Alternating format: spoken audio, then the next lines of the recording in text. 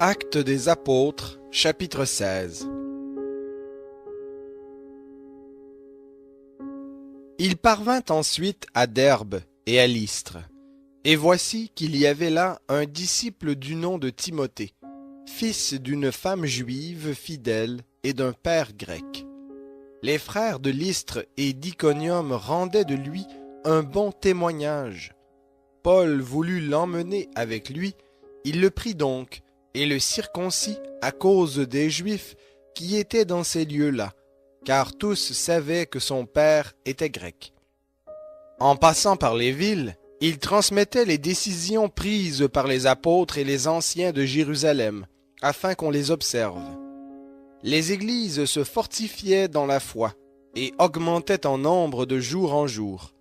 Empêchés par le Saint-Esprit d'annoncer la parole dans l'Asie, ils traversèrent la Phrygie et le pays de la Galatie. Arrivés près de la Mysie, ils tentèrent d'aller en Bithynie, mais l'Esprit de Jésus ne leur permit pas. Ils franchirent alors la Mysie et descendirent à Troas. Pendant la nuit, Paul eut une vision.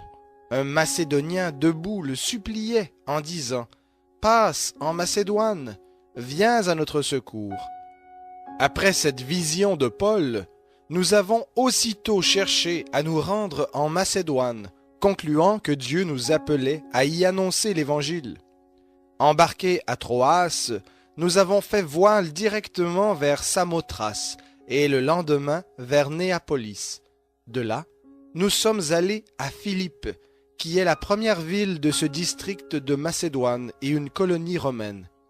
Nous avons séjourné quelques jours dans cette ville. Le jour du sabbat, nous nous sommes rendus hors de la porte, vers une rivière où nous pensions que se trouvait un lieu de prière. Après nous être assis, nous avons parlé aux femmes qui étaient réunies. Il y avait là une femme craignant Dieu, du nom de Lydie, marchande de pourpre de la ville de Thyatire. Elle écoutait, et le Seigneur lui ouvrit le cœur pour qu'elle s'attache à ce que disait Paul. Lorsqu'elle eut été baptisée avec sa famille, elle nous invita en disant « Si vous me jugez fidèle au Seigneur, entrez dans ma maison et demeurez-y. » Et elle nous pressa très instamment. Comme nous allions au lieu de prière, une servante qui avait un esprit de Python et qui, par ses divinations, procurait un grand profit à ses maîtres, vint à notre rencontre. Elle se mit à nous suivre, Paul et nous, et criait « Ces hommes sont les serviteurs du Dieu Très-Haut, et ils vous annoncent la voie du salut. » Elle fit cela pendant plusieurs jours. Paul, excédé, se retourna et dit à l'esprit « Je t'ordonne, au nom de Jésus-Christ, de sortir d'elle. » Et il sortit à l'heure même. Les maîtres de la servante, qui voyaient disparaître l'espoir de leur profit, saisirent Paul et Silas et les traînèrent sur la place publique vers les magistrats. Ils les amenèrent aux prêteurs et dirent « Ces hommes troublent notre ville. Ce sont des Juifs qui proclament des coutumes qu'il ne nous est pas permis ni de recevoir ni de pratiquer, à nous qui sommes Romains. » La foule se souleva aussi contre eux, et les prêteurs, après avoir fait arracher leurs vêtements, ordonnèrent de les battre de verges. Après les avoir roués de coups, ils les jetèrent en prison, en recommandant au geôlier de les tenir sous bonne garde.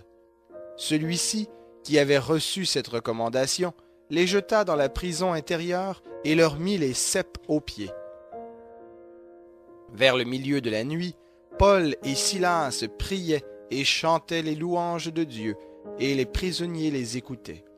Tout à coup, il se produisit un grand tremblement de terre, au point que les fondements de la prison furent ébranlés. Au même instant, toutes les portes s'ouvrirent, et les chaînes de tous les prisonniers se détachèrent. Le geôlier se réveilla, et lorsqu'il vit les portes de la prison ouvertes, il tira son épée. Il allait se tuer, pensant que les prisonniers s'étaient enfuis. Mais Paul cria d'une voix forte, « Ne te fais aucun mal, nous sommes tous ici. » Alors le geôlier demanda de la lumière, entra précipitamment et tomba tout tremblant devant Paul et Silas. Il les mena dehors et dit, « Seigneur, que faut-il que je fasse pour être sauvé ?» Ils répondirent, « crois au Seigneur Jésus, et tu seras sauvé, toi et ta famille. Et ils lui annoncèrent la parole du Seigneur, ainsi qu'à tous ceux qui étaient dans sa maison. Il les prit avec lui, à cette heure même de la nuit, lava leurs plaies, et aussitôt il fut baptisé, lui et tous les siens. Il les fit monter dans sa maison, mit la table, et se réjouit avec toute sa famille d'avoir cru en Dieu. Quand il fit jour, les prêteurs envoyèrent les licteurs pour dire au geôlier « Relâche ces hommes ». Le geôlier rapporta ces paroles à Paul. « Les prêteurs ont envoyé dire de vous relâcher, maintenant donc sortez et allez en paix. » Mais Paul dit aux licteurs « Après nous avoir fait battre publiquement et sans jugement, nous qui sommes Romains, ils nous ont jetés en prison, et maintenant ils nous mettraient dehors secrètement. Non pas, qu'ils viennent eux-mêmes nous libérer. » Les licteurs apportèrent ces paroles aux prêteurs, qui furent dans la crainte en apprenant qu'ils étaient Romains. Ils vinrent les apaiser et les libérèrent en les priant de quitter la ville. Quand ils furent sortis de la prison, ils entrèrent chez Lydie, et après avoir vu et exhorté les frères, ils partirent.